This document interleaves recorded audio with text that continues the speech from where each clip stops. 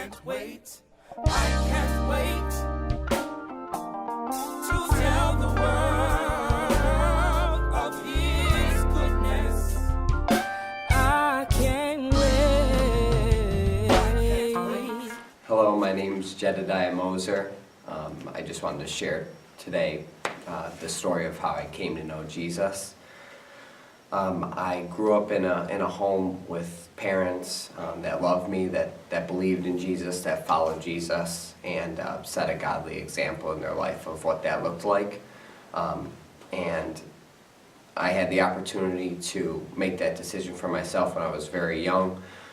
But as I got older, and I actually went to a Christian private high school, there were different priorities in my life that changed, and I started to kind of pursue things in my life that weren't of God and weren't godly. So as I was in high school, I came to the realization that my life was filled with things that didn't reflect Jesus in my life. So I came to a point where I no longer called myself a Christian. I started to live the way I wanted to live.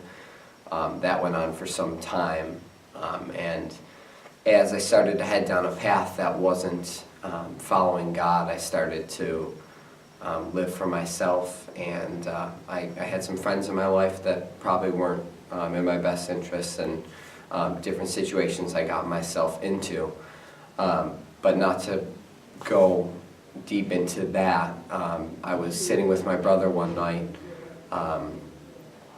and he was just talking to me because something that I believed or thought I believed was that the Bible was true, and I had seen enough evidence in my parents' lives as Christians and different people that were close to me that I trusted of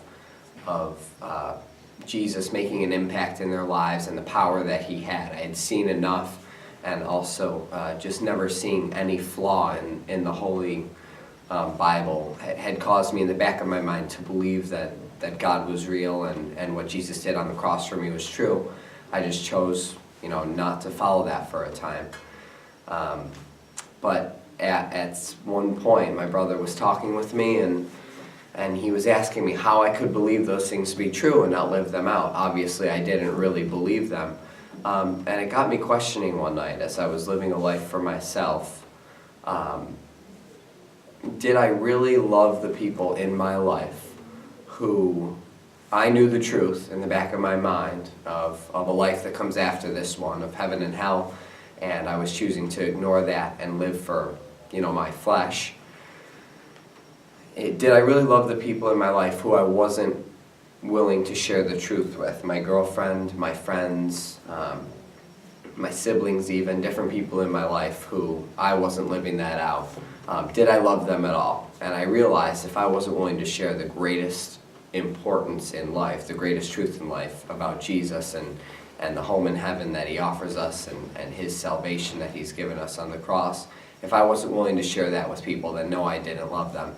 So it led me to another place of questioning,